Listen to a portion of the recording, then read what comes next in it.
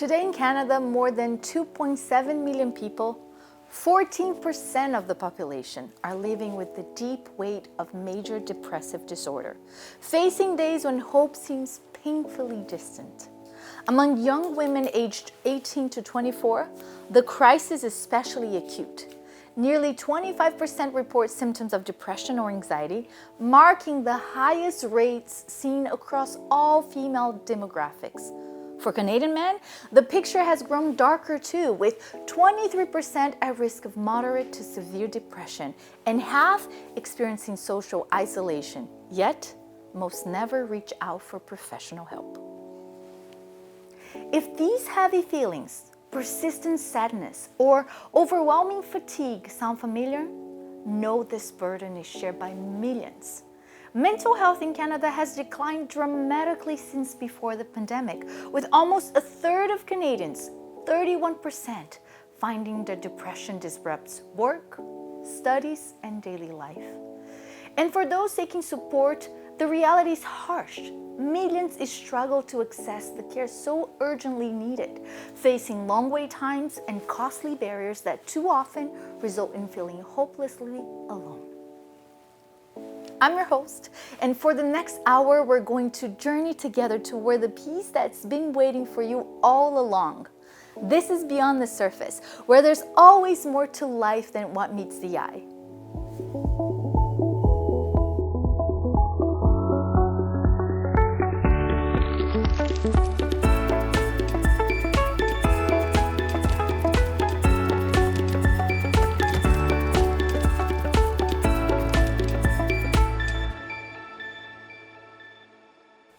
Welcome to Beyond the Surface. I'm your host, and I am so glad you're joining us today.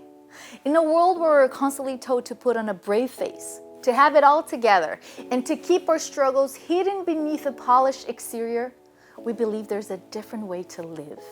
We believe that true healing, real peace, and lasting hope aren't found in pretending everything's fine. They're discovered when we're brave enough to go beyond the surface.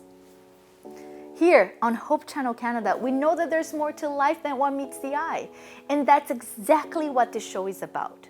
Each week, we'll be diving deep into the real issues that matter to Canadians like you: mental health, relationships, purpose, faith, and everyday challenges that shape our lives. You'll hear from everyday Canadians who've discovered that their greatest struggles became the doorway to the greatest breakthroughs. We'll explore timeless biblical wisdom that speaks directly to modern challenges, and together we'll discover that beneath the surface of every story, every struggle, and every season of life, God is always at work. Millions of Canadians live with depression. 1 in 7 will experience major depressive disorder in their lifetime. And rates are rising, especially among youth, young adults, and women. Nearly a third of us say your mental health has affected work, school, or family since the pandemic. But beyond stats, their real lives touched by persistent sadness, isolation, and daily struggle. Depression affects people of all backgrounds, shaped by social pressures, economic stress, and caregiving burnout. If this sounds familiar to you, know you're not alone. There's hope, and support matters. Welcome to Beyond the Surface, where we explore the deeper realities of mental health. Today, Dr. Dadria Lewis shares practical insights for overcoming depression and building resilience. Later, Pam and Mike Tucker will join us, bringing decades of counseling and pastoral experience to encourage and empower those seeking healing. Whether you're facing depression or supporting someone who is, help is available, hope is real, and healing is possible. Stay tuned as we move beyond the numbers and discover real strategies for lasting recovery. Now I have the privilege of welcoming Dr. Dadria Lewis. Welcome to Beyond the Surface. Thank you for having me. Such a pleasure to have you all the way from Burma University. Yes, Burma University. Would you mind sharing a little bit about you, maybe where you came from, your family? Well, I'm originally from Jamaica, but we are proud Canadians. And we live in a small city called Lacombe, and that's where Berman University is located. I'm married to a wonderful, wonderful husband, and we have 3 children. They are in, elementary, junior high, high school. That's the stretch. You have a range of ages right there, Right. teenager to younger. Preteen, yes. Yes. And are the boys, girls? 2 boys and a girl. The baby's the girl. Oh, how lovely.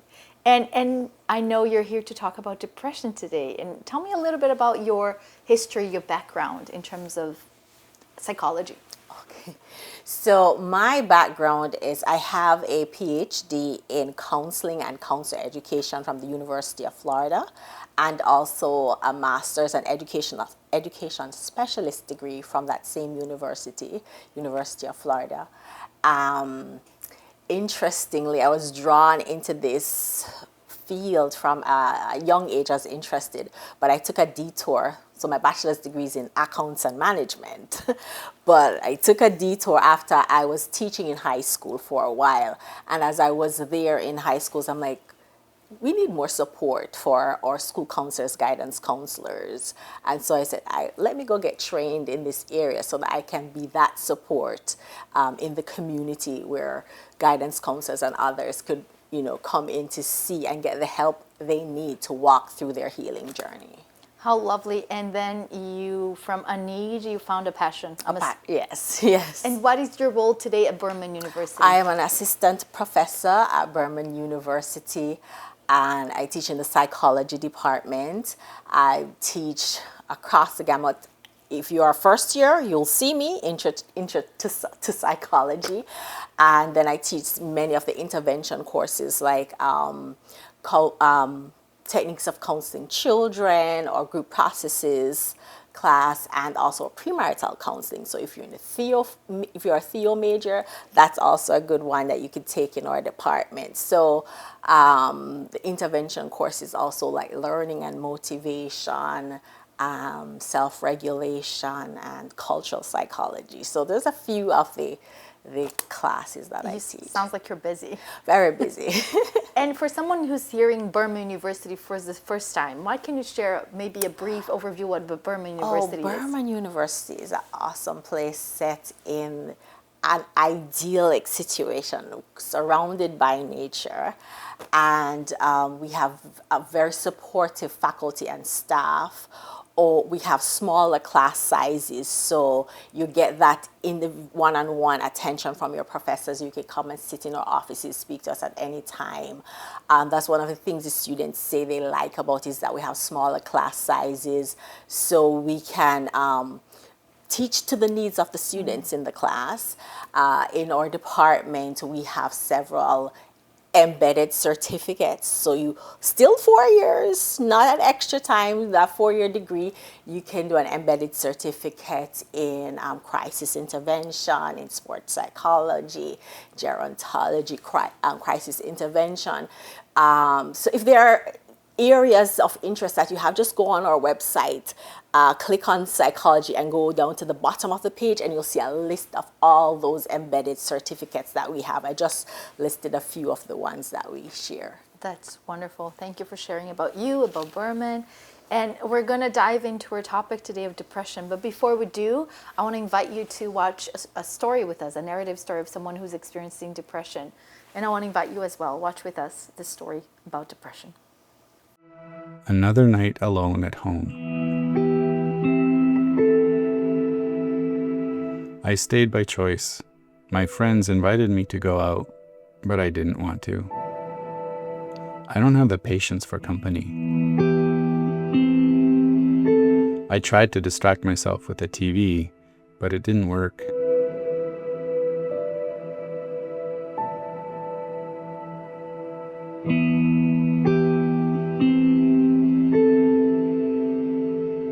Nothing interests me, not even the things that used to make me happy.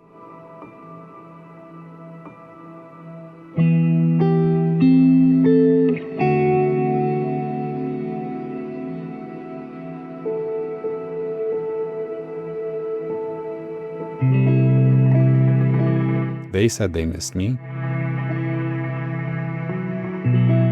They wanted to see me. But I know I wouldn't be fun. I wouldn't be good company.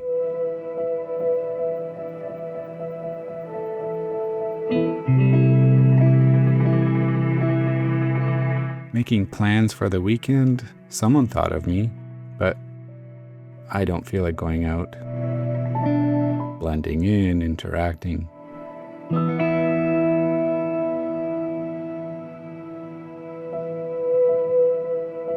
Everything irritates me.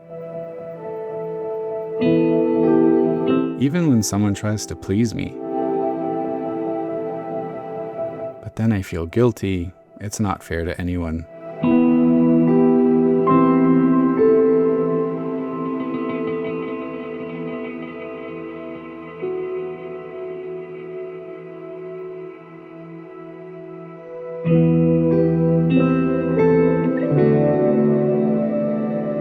Getting up is a battle. I never feel rested.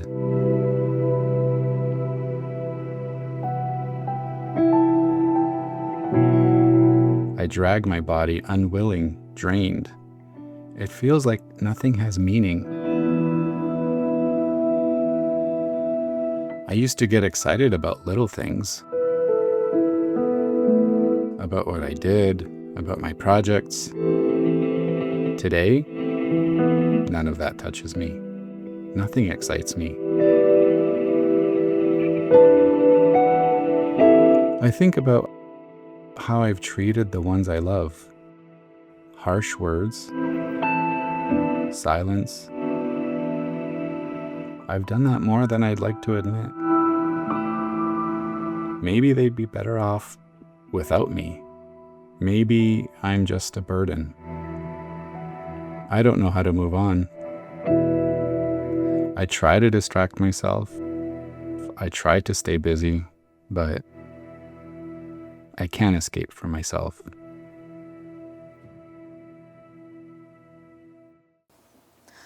Welcome back. So, Dr. Lewis, we just heard a story of someone who's clearly experiencing depression. Mm-hmm. What can you draw from that story that it's someone's experiencing depression in daily life? So if you notice, there are several things that are happening for this person in the story. It's not just passing sadness, not just sadness that they felt on one day, but this is something that's pervasive, that's going on for a while, it would seem. And for it to be called depression or major depressive disorder, he would have to have these feelings that he's described going on for about 2 weeks. So what we're seeing here is that depressed mood, that sadness, and it's pervasive, going on for a while. All right, so he talked about sleep disturbance. He's tired, and when he wakes up, he's still tired. But it could go the other way, where you're not sleeping enough. So it could be you're sleeping too much, or you're sleeping too much. So it's sleep disturbance. So for some people, it would be sleeping too much. For others, it would not be sleeping enough. So someone experiencing depression could, be experiencing insomnia. Right. And so it can look differently. So you could have a different combination of symptoms depending on the person. For example, someone could be eating too much, eating a lot, while someone has a loss of appetite. Right? So it can look a little bit different. He spoke about fatigue, feeling worthless, not he didn't value himself as much anymore. He didn't see himself as valuable to his friends. But he feels bad because his friends are reaching out, but he doesn't have the energy to go out and to connect. So that withdrawal, so many times you'll find that withdrawal happening for many people with depression. He also spoke about irritability, like everything irritates me. So sometimes it could look like irritability, and sometimes it could look like sadness. So, there's some nuances here. And it's interesting because they're common feelings, but the problem is how long they last. Right. And how much it seems like it's impacting his will to do stuff, right? And starting to impact life in general. So whenever you start seeing these feelings lasting a long time and also impacting your relationship with your friends, relationship with your family, maybe impacting work, not wanting to go to work, going to work and not being as productive as you used to be, impacting just living in general. When your lifestyle is changing and impacted by these feelings, then we know we're in the zone for diagnosable major depressive disorder. And I'm so glad we're talking about this today because it's impacting a lot of Canadians' depression. It sounds to me that a lot of people are experiencing depression, or a lot of people know someone who's experiencing depression. Right. So as you mentioned at the beginning, about 14% of the Canadian population is experiencing depression, major depressive disorder. There's another type of depression also called persistent depressive disorder, which is a little bit different. That lasts, you're able to function, but you have these feelings, this low mood that's persistent for like 2 years, that keeps going. So it's that persistent depressive disorder. However, major depressive disorder, its onset is much quicker, like that 2-week period that we talk about, and it impacts you more, your lifestyle more. So it's shorter and heavier, maybe. Yes. Okay. Yeah. And the other one, it's longer, but it's You're able to function, but you still have those. You'll have those periods of, you have that sadness, that and low mood that goes across everything that you're doing. Wow. Yeah, it can be tiring, fatigue. You feel a lot of fatigue. Yeah. interesting because some people might be experiencing right now and not even knowing. Think it's just Right. part of their normal function. Right. So if you're having that pervasive low mood, it could be related to physical illnesses as well. So you should get that checked out. But usually try to rule out substance use, you try to rule out physical illnesses before you even diagnose with major depressive disorder, because there are some physical illnesses can mimic some of the symptoms that was talked about by the gentleman in the story. So for women, like thyroid issues could mimic some of the symptoms of depression, major depression. So yeah. You should take maybe a holistic approach. Right. Go to your physician, check what the underlying cause is before Right. making a final judgment call.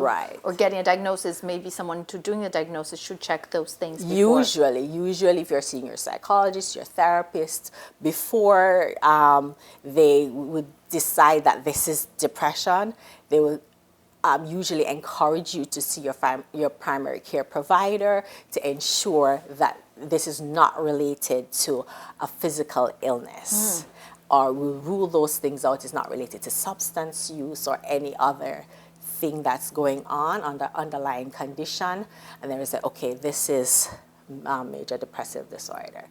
We usually just call it depression. Major depressive disorder, that's the one that we usually talk about as depression. And I've heard a term for seasonal depression. Yeah, that usually comes on in the winter time when we have less sunlight, because light is important. And we're in Canada, right? Yes. So you may be like, but I don't have this all year round, I'm fine. But you may notice that as the times get a bit darker and we have more hours of darkness, and you're not outside as often as you should be to get the sunlight to develop that vitamin D, then we'll have some people developing seasonal affective disorder, SAD. That's the short term for it. And I can see that being a problem for us here in the north end of the world. Right. So You're lucky in Alberta, you probably have more sunlight we than have here more in Ontario. Yes, more sunlight but we still have people, even in Alberta, who may struggle with seasonal affective disorder. That's a really nice overview of the types of depression that are out there and how it relates to our narrative. What other things that you think are relevant for Canadian people to understand about depression? Well, some of the things to understand is risk factors or causes of depression. So we look, as you said, holistic. So there could be biological factors, there could be psychological factors, and there could be social factors.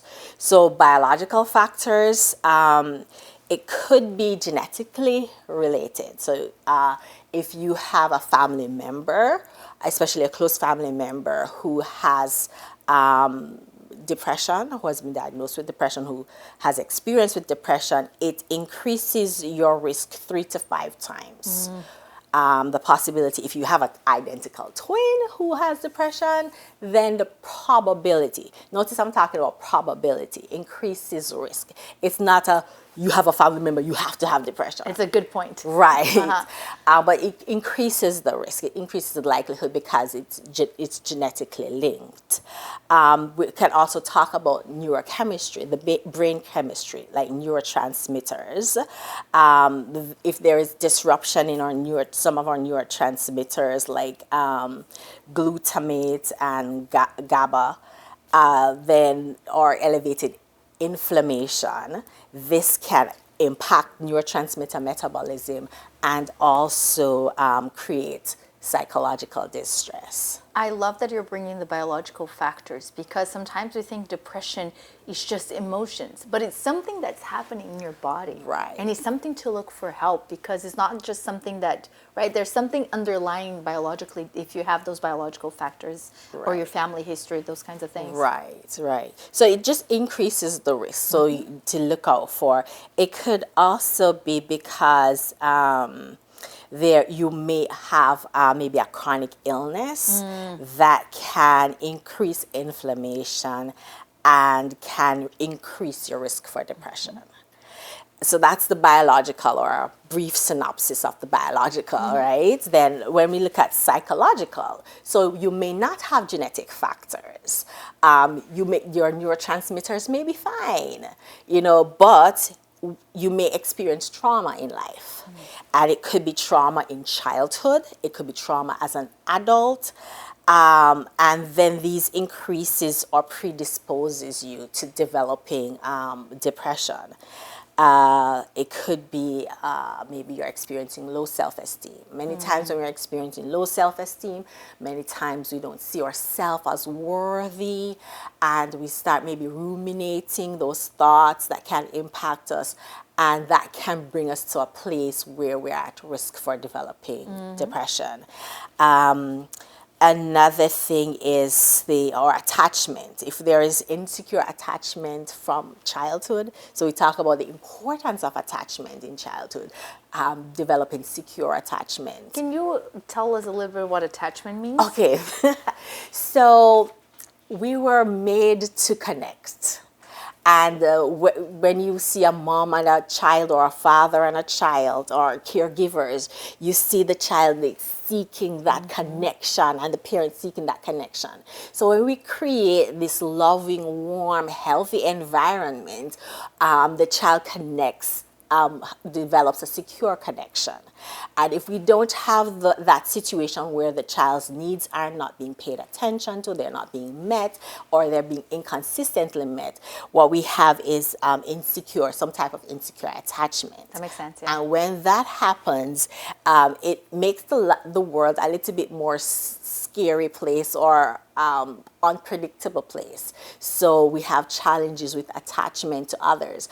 And because we're communal people and we need support, whenever we feel isolated and alone, that can increase our probability of developing depression. So that being lonely, not being connected. So we can understand, like through COVID times, when because we did not want to spread the disease, we had to isolate. That was a challenge. Some of the stats that have come out is that the rates of depression has increased if we compare pre-COVID to post-COVID. It makes sense, right? It has increased. So that those feelings of isolation, and attachment, not being attached, connected to people. And social, we could talk about what's happening in our society. So if you're in a stressful environment, stressful economic environment, stressful environment like war zones, or just moving, immigrating, bullying in schools, financial struggles, stressful or chaotic family environment, parent. So maybe there's a divorce happening and the parents are doing their best to protect and shelter the children. It could still impact them. So you have to check in with your kids to ensure that you're still creating an environment that they feel supported and reduce that risk of depression. Or the person going through divorce.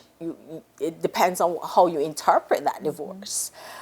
Maybe some people feel they're failed, or maybe they've been betrayed, or they're wondering, what's wrong with me? Why did this happen? So any of these factors could lead into or increase the risk of developing depression.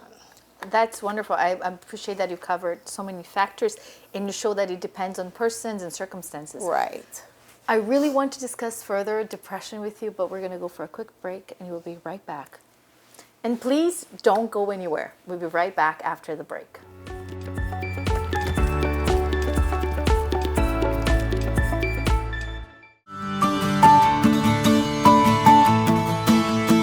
In a Canada facing uncertainty, we believe there's more to life.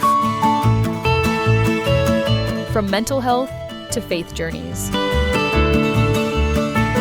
From finding purpose to discovering love's perspective. Hope Channel Canada brings light to life's deepest questions. Because there's more to your story. Hope Channel Canada, there's more to life. Visit hopetv.ca.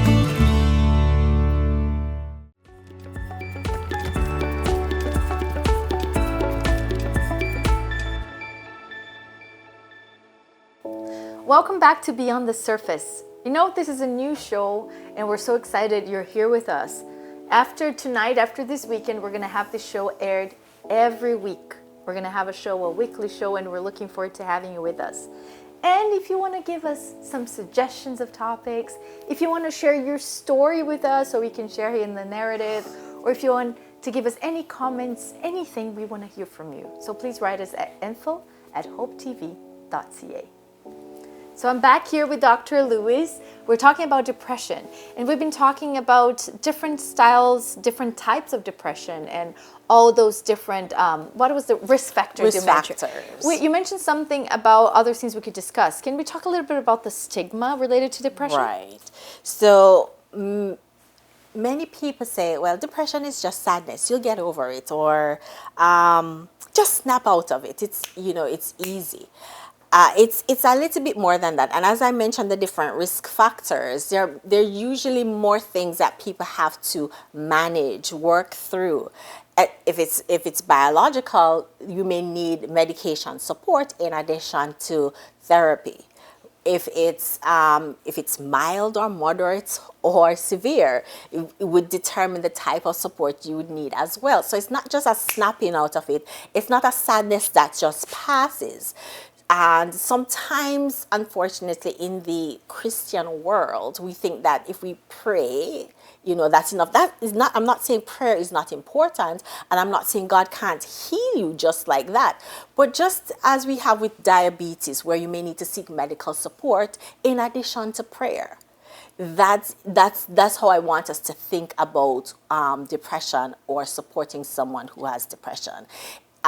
Prayer is important, and if God chooses to heal them just that way, wonderful. But some people have to walk a healing journey, and when they're walking that journey, they most times need that professional help to walk that journey. And the dangers of saying just you need to pray more or you need to cheer up is that you might create a barrier for that person to search for help, right? Right. So they might feel inadequate. Right, and they're wondering, am I not a good enough Christian? So now we're adding another layer of challenges for them, because now they're starting to doubt their faith walk and their relationship with God. Yes, so I would encourage us not to say, you just need to pray more. I will pray with you, but what are other things that we need to do to support you and to walk with that person their healing journey? Maybe you need to help them search for resources in your area. Resources that you would be able to help them, make that first appointment. It's a hard thing to make that first appointment. I remember when I was in grad school, and I'm studying marriage and family therapy. I'm doing mental health. And when I realized I was struggling, it took me months to make that first appointment. I had it written on my door, taped up, make an appointment at the counseling center on campus.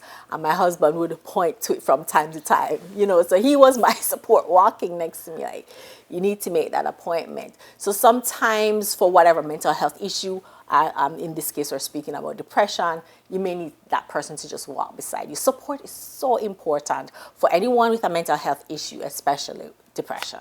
And I think having that first step, that first conversation, that first appointment, it might be the biggest step you're going to take, but after that, right, you might get the medication you need, you might get the therapy you need, and those things. So all you need is take that first step, Take that right? first step, right? Going back to the stigma, so we spoke about some of the stigma may come from our church or our faith community, but it could also come from our culture. In our cultures, like, that doesn't exist, that's not a thing. Or you're just maybe not strong enough, or you're just not, you need to just get up and go. It comes from inside and you can just do it. Or it's seen as you're mad. People say you're mad, or you're not well, or there's a stigma about seeking mental health help that makes you, it conveys as if you're not strong enough, or you're not well enough to manage or to walk life. And because of that, many people don't seek the help they need, or if they do it very quietly, and the community is not able to support them. It could be isolating. Right, it could be isolating. So we need to change how we speak about it. We need to change how we refer to people like that. And we need to be more supportive in our language and in our actions. I love that. Yeah, we need to be mindful how we speak about it and how we support others about it. Yeah. Yes.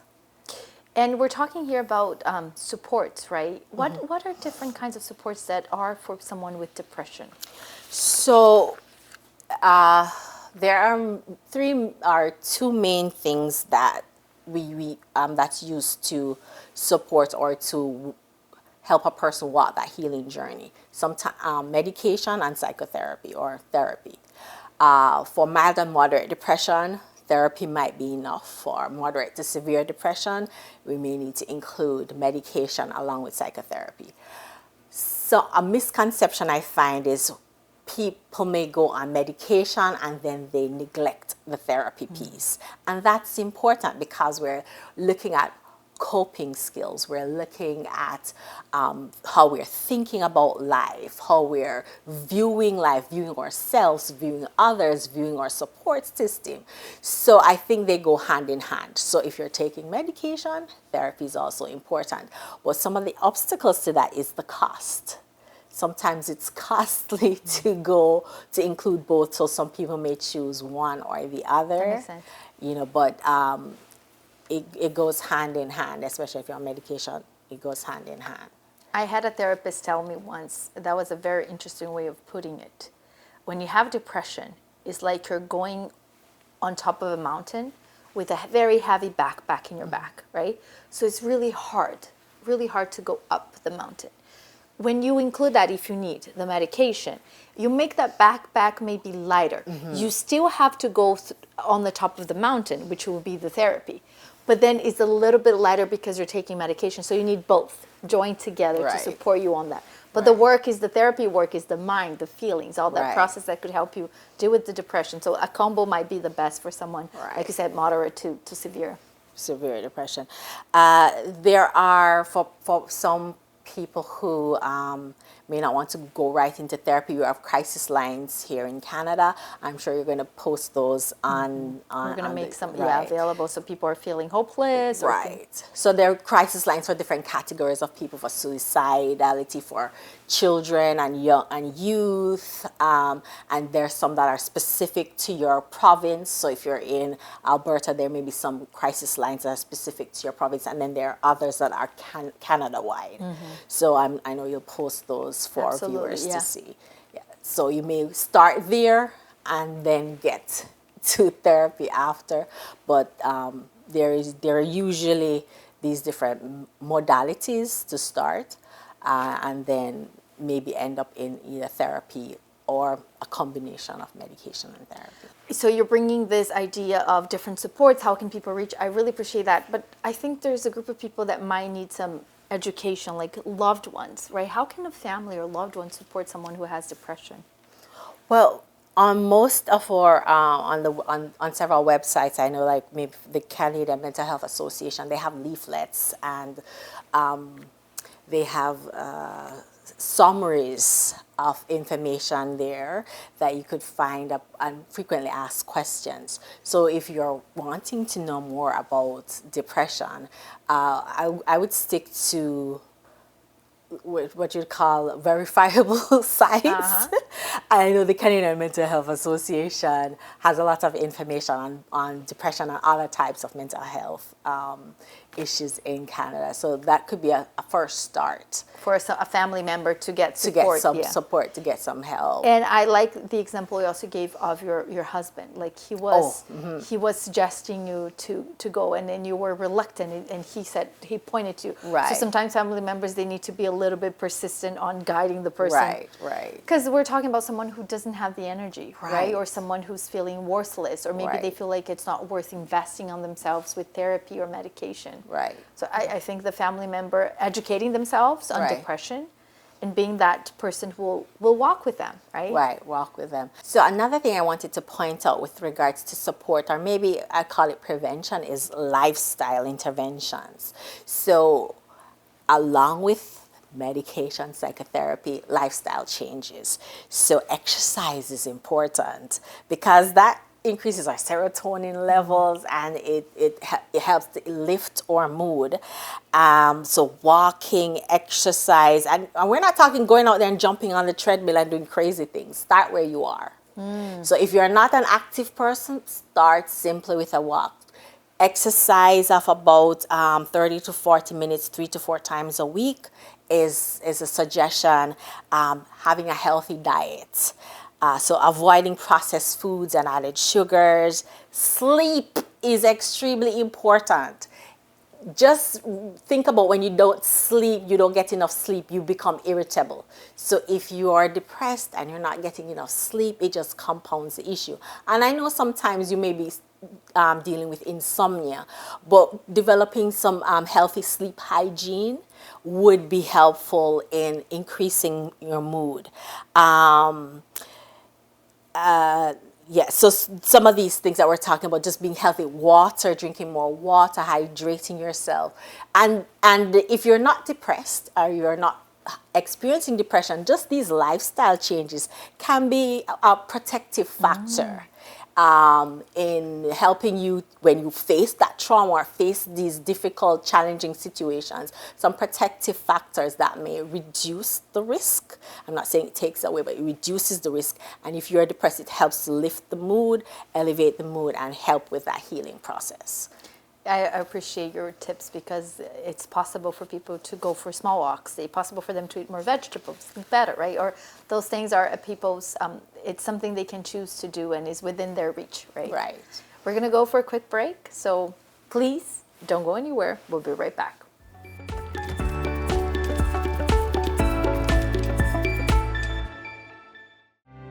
Discover unshakable hope beyond the chaos.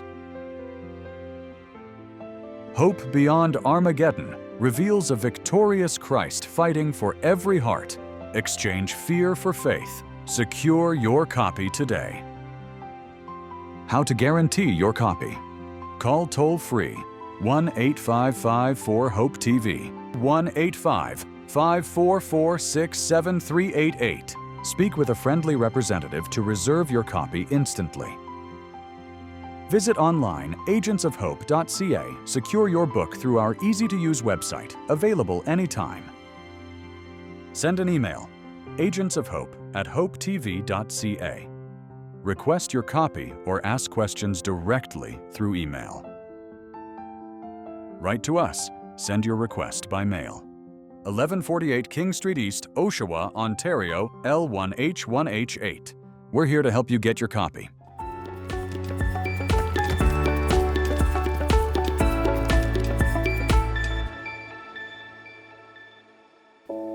Welcome back to Beyond the Surface. And I want to thank Hope Channel Canada and our Agents of Hope, because Beyond the Surface is only possible because of the support of our Agents of Hope. And if you want to support shows like Beyond the Surface, or if you want to support future episodes of this show, you can be an Agent of Hope. The information is on your screen. And I'm back here with Dr. Lewis. So we've been talking about supports, lifestyle changes. Is there anything else you want to share about supports or in that aspect? So I was thinking about building resilience. So either walking your healing journey from depression, out of depression, or prevention or resilience before, is developing coping skills. So developing emotional intelligence, learning how to interact with people in a positive way, becoming more self-aware, aware of your own emotions, paying attention to what you're feeling, what you're thinking, and also paying attention to others. What are they feeling, what they're thinking, and how can we interact in a positive way? Also, cognitive restructuring. We use that in cognitive behavior therapy. Or how do we change our mindset, how we're thinking about situations? Can I reframe this situation? Look at it from another angle so that I'm not taking the most pessimistic view of the situation. Is it common for people with depression to be pessimistic? Yes, very common for people with depression to be pessimistic, to be looking at the glass as a half empty instead of half full. So that reframing. It's important to talk with your friends. Find someone you trust that you can talk with. Build that support system. Always important. Wherever you go, I'm an immigrant to Canada, and one of the first things I did was to build a support system because I know that would be important. That's what brought me through COVID. We were on Zoom, we were on the phone, we were calling, talking to my family. So that support system is important. It helps you to problem solve. It helps you to deal with issues before they become crisis. And I think it helps you understand that you're not alone. Right. It's so important for someone who's depressed. They feel so lonely sometimes. Right. So, building that resilience is to connecting to others. And we mentioned healthy lifestyle or lifestyle changes already. And also being compassionate to yourself.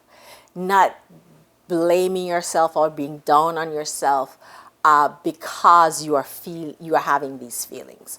Okay, I'm having these feelings, or I'm experiencing these things. This doesn't make me a bad person. This doesn't make me a worthless person. I'm worthwhile. It says I'm fearfully and wonderfully made.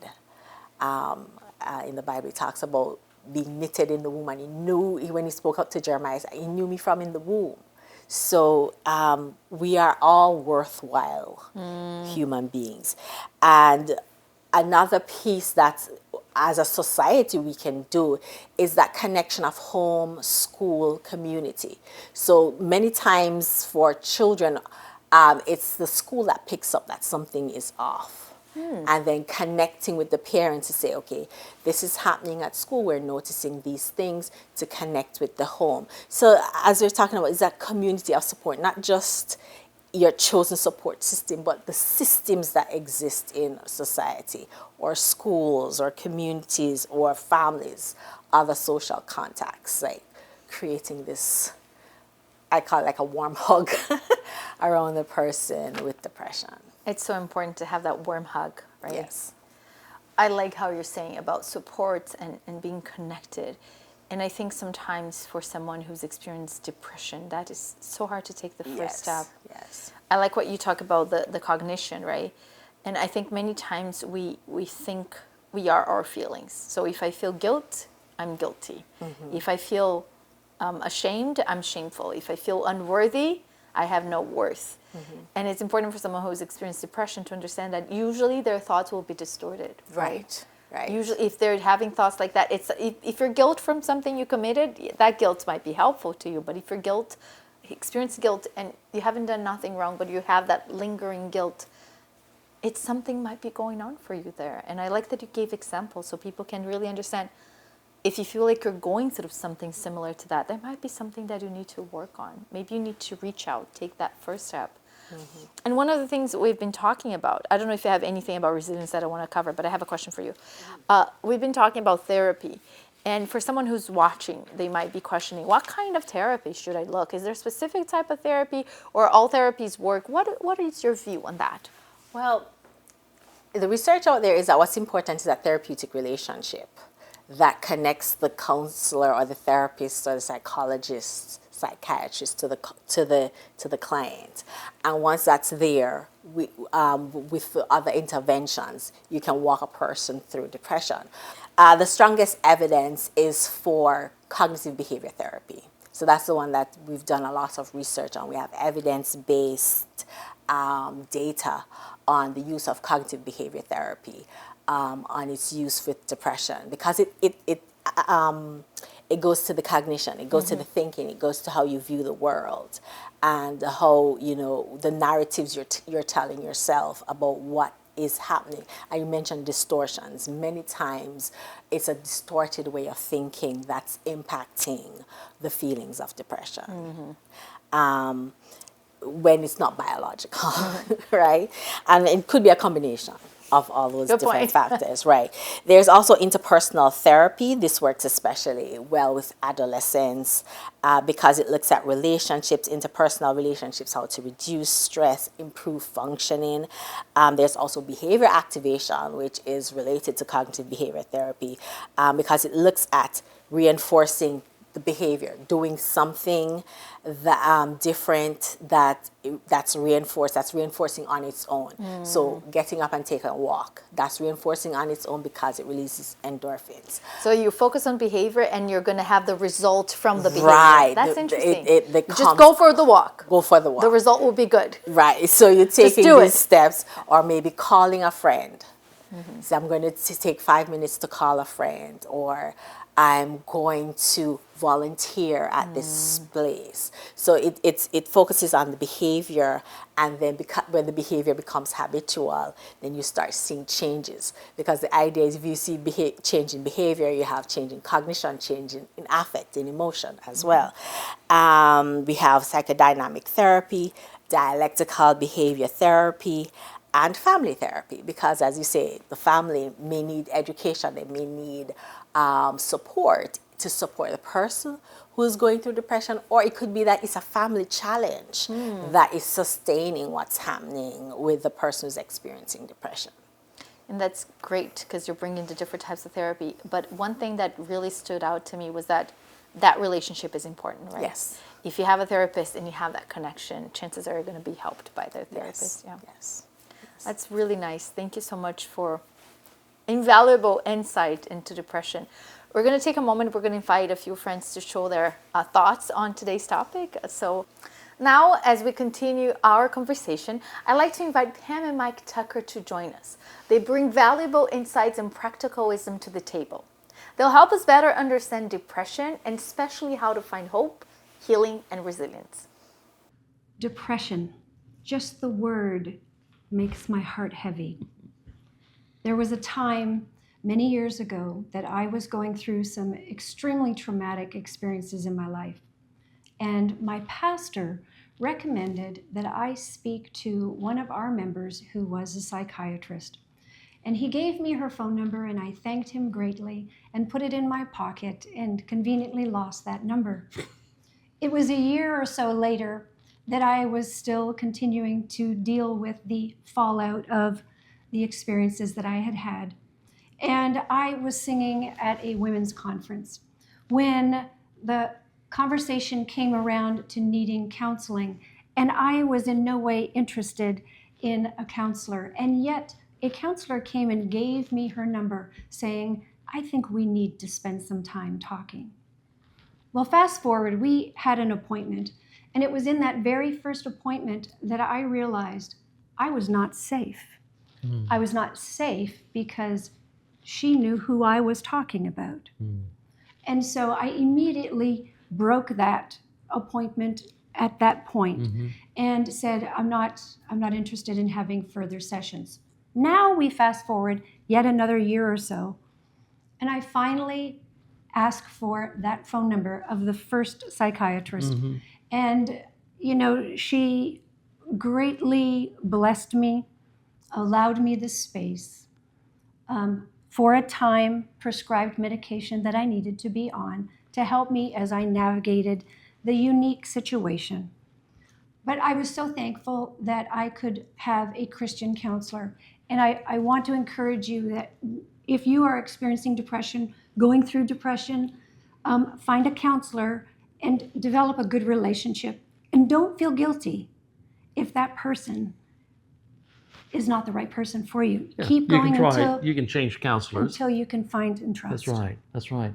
Like you, I've had my own experiences with depression. And as a young man, I used to get depressed fairly regularly, and I couldn't figure out why, because the environment did not always predict that I would be depressed.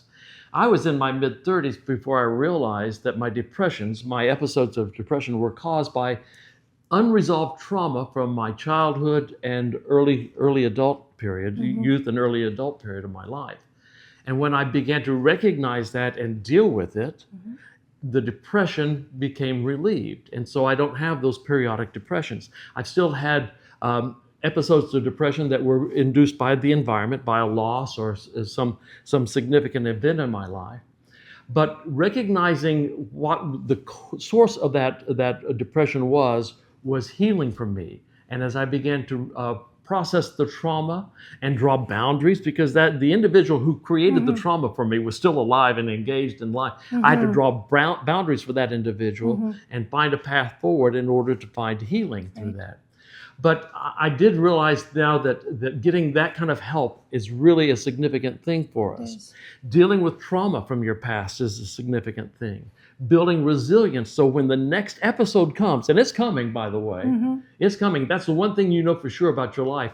The next thing is coming because life is not easy. We live on a tough planet, and so that's going to happen. When that next episode arrives, you'll have the strength and the power to work through it, to get the resources you need, and to find the help you need. Don't be embarrassed by being depressed. Don't be embarrassed by needing help and resources. Don't be afraid to tell people, I'm depressed. I'm going through a difficult time. Right. And get the help that you need, because there are some really good therapists out there. Some Christians, even some non-Christians who can provide some good help for you. Getting the right therapist for you is going to be important.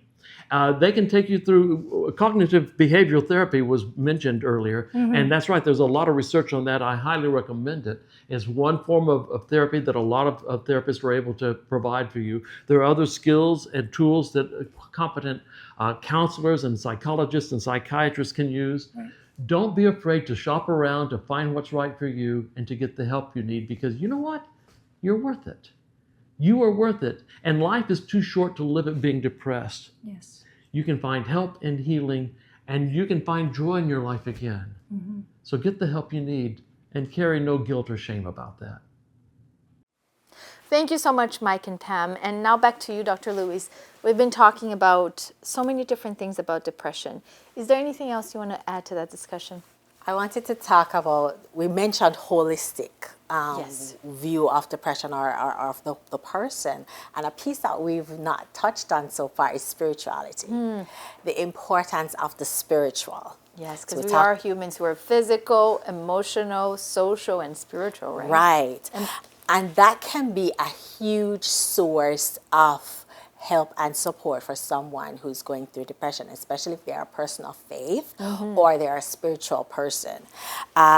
It states that someone read a study that if you have a faith community or you're connected to faith, it increases the efficacy of other treatments. Interesting. Yes, it increases the efficacy of other treatments because you're engaging with that hopefulness that you're connecting to, that hopefulness that religion or spirituality usually engenders in a person who believes, who has faith. Even in physical illnesses, people who are people of faith, they've done a study where in the hospital where someone is a person of faith, whatever their faith community is, they were more likely to recover, or their recovery process was shorter on the physical side. And we know that the physical and the mental are connected. And so even for mental illnesses or for depression, if you have that connection, a positive connection to faith, where it engenders hope, it engenders that feeling of I'm worthy, there's some worth to me, there is purpose for my life, there's purpose for my being here, there's meaning to life. That mindset helps as we're walking through that healing process with depression, because it also gives them coping mechanisms like prayer and meditation. It also provides that connection to people of faith as well. So you have other people of faith who are using those faith pieces in those conversations in a positive way. It gives you a bit of a community there, right? right? A community as well. And it helps like with the renewing of the mind. Remember, we spoke about cognitive behavior therapy and the distortions that people may have, or how they think about the world or see the world. So many people, like, when they focus on their script from their religion or holy book, like for Christianity it's the Bible. When we focus in on these things, it guides you to replace inaccurate or negative thoughts with more positive principles that promote mental health. So for those who have faith, they can use Bible verses. For instance, for Christians who are watching with this, they can use the Bible verses to help that reframing of the distortion. Right. So that contemplative prayer by scriptural memorization, and also linking to those beliefs that dispute many of the things that we're believing while we're depressed. It incorporates the reflection and challenges on helpful thinking, and draws on different worldviews and wisdom that combat those negative thoughts, also promoting positive emotions. And when you pray and when you sing, I don't know if you've ever gone through and just sang. You say, sing the clouds away, night will turn to day. It lifts the mood. It does. Right. So these practices that come with faith communities help to lift the mood, change our thinking, how we see the world, and connect us with something meaningful, purposeful, and worthwhile. Thank you so much for sharing these thoughts, because I think faith has a place for those who believe in God, believe in the higher power. They can take advantage of that in their recovery journey. Right. Really want to thank you so much, Dr. Dadria, for being with us.